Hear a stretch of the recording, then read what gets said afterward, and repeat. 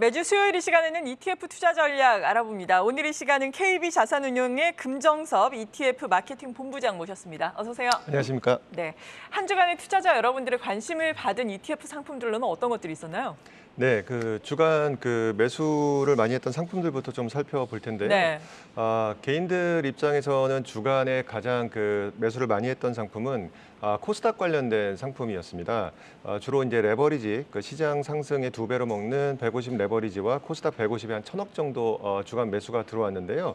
이는 코스닥 시장이 최근에 좀 하락을 하다 보니까 네. 상방을 바라보면서 추가 수익을 누리는 전략을 좀 사용했다고 볼 수 있을 것 같고요.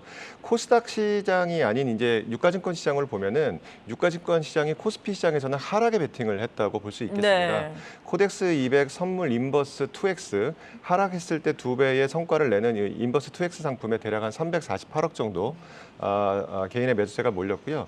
나머지는 좀 특이할 점이 그동안은 이제 달러가 이제 강세로 갈 거로 봐서 네. 달러 정방향에 투자를 했었는데 최근에는 뭐 한미 통합 수합 얘기도 나오다 보니까 그렇죠. 원화 강세 쪽으로 배팅하는 자금들이 시장에 좀 들어오기 시작했습니다.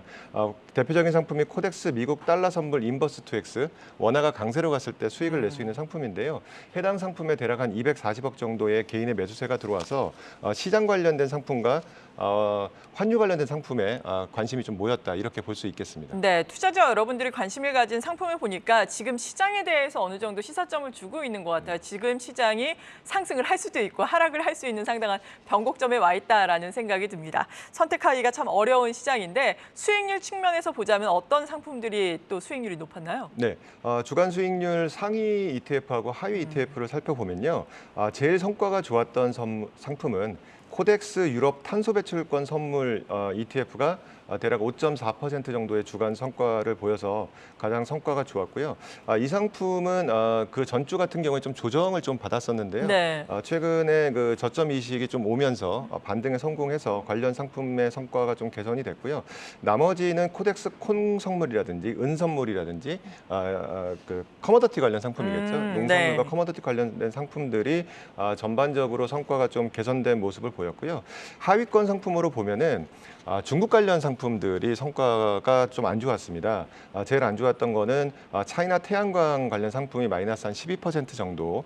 이 상품 같은 경우에는 격주로 계속 올랐다 내렸다 좀 박스권에서 왔다 갔다 하는 성과를 보이면서 약간 좀 혼조세라고 볼 수 있겠는데요.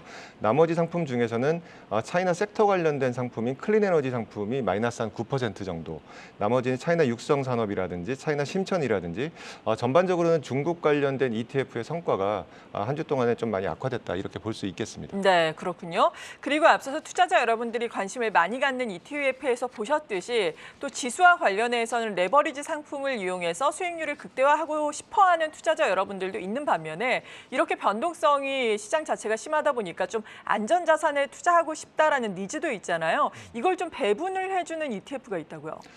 네, 그렇습니다. 국내 투자자 입장에서는 사실은 ETF가 매매형 상품으로 많이 쓰이다 보니까 네. 어떤 특정 시점의 가격대를 잡아서 상승에 베팅을 하거나 하락을 베팅을 해서 약간 좀 위험을 즐기는, 변동성을 즐기는 상품들이 사실은 시장에서 인기를 끌고 있는데요. 네. 한편으로 보면 사실은 올해도 마찬가지지만 지금 글로벌 시장이 되게 좀 변동성도 커지고 있는 그렇죠. 상태이고 사실은 좀 자신 있게 베팅하기가 어려운 상황이다 보니까 한편으로는 연금 계좌 같은 데서 ETF를 많이 좀 투자를 하시거든요. 네. 그래서 특히 개인적인 생각으로는 MZ 세대라고 불리는 젊은 층 같은 경우에는 노후 자금을 계속 모아가는 형태의 이런 안정적인 투자도 저는 필요하다고 보고 있습니다. 그래서 오늘 좀 소개해드릴 상품은 펀드로는 되게 많이 가입을 하고 계신데요. 네. TDF ETF를 좀 소개를 시켜드리고 좀 싶습니다. 네. 현재 4개의 ETF 운용사에서 TDF ETF를 지금 운용하고 있는데요. TDF ETF는 개인의 은퇴 시점에 맞춰서 하나의 ETF에서 글로벌 주식이라든지 채권이라든지 대체 자산 같은 것들 분산 투자를 해서 위험 자산을 은퇴 시점에 맞춰서 글라이드 패스라고 해서 점점점 안전 자산으로 바꿔가는, 안에서 자동으로 이제 안전 자산으로 해서 자산을 좀 이렇게 증식하는 형태의 상품인데요. 관련 상품으로는 코덱스의 관련 상품과 히어로즈, 아리랑, KB스타 이렇게 4개 상품이 준비되어 있습니다. 현재 시장에서는 한 1,000억 정도여서 지금 시장에서는 나온 지 얼마 안 됐죠. 한 네. 3개월 정도 됐는데, 펀드 시장을 보면은 그 은퇴 관련된 시장이 가장 활성화되어 있는 미국 같은 경우에는 이게 도입된 지 한 20년 정도 됐거든요. 펀드 쪽에서는 2020년에 대략 한 10조 정도로 시작했다가 한 20년 됐을 텐데요. 현재는 한 2,500조까지 커져 있습니다. 네, 국내 같은 경우도 도입된 지 한 5년 됐는데 네. 펀드는 한 10조 정도로 커져 있고요. 이게 디폴트 제도가 도입되다 보니까 고객이 사전에 퇴직연금이나 그쪽에 지정을 하지 않으면 자동으로 이런 그 TDF 같은 상품으로 상품이 이제 운용이 되는 형태의 제도들이 도입이 되는데요.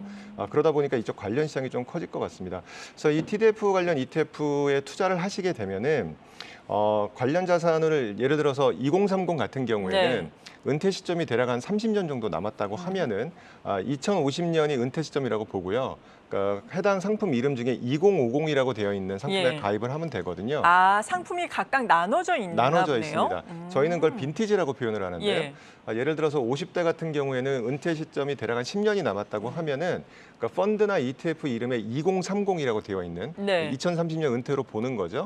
네, 40대 같은 경우는 한 20년 남았으면 예. 2040을 그렇게 투자를 하시면 됩니다. 그러면 그 상품에 투자를 했을 때 예를 들어 2050년에 은퇴를 예상을 해서 네. 2050에 가입을 했으면 위험 자산 비중이 최초에는 클 겁니다.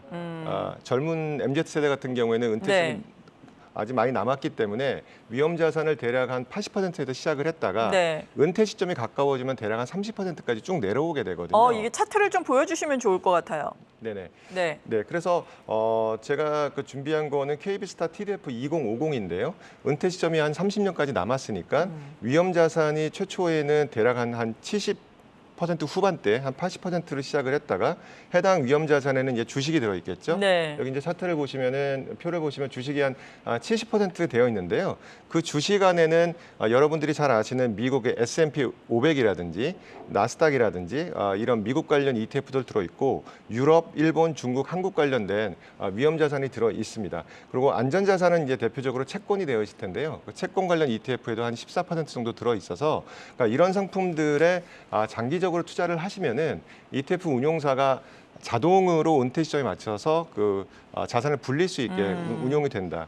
이런 상품들에도 사실 변동성을 즐기는 상품도 있지만 특히 이제 연금 계좌에서는 이 TDF, ETF 같은 경우에는 보수도 되게 싸거든요. 네. 장기적으로 끌고 가신다고 하면은 자산을 형성하는데 크게 좀 도움이 되지 않을까 그런 관점에서 한번 소개를 드렸습니다. 상당히 유용한 상품일 것 같습니다. 참고를 해보시면 좋을 것 같네요. 지금까지 ETF 투자 전략 들어봤습니다. KB자산운용의 금정섭 ETF 마케팅 본부장이었습니다. 감사합니다. 감사합니다.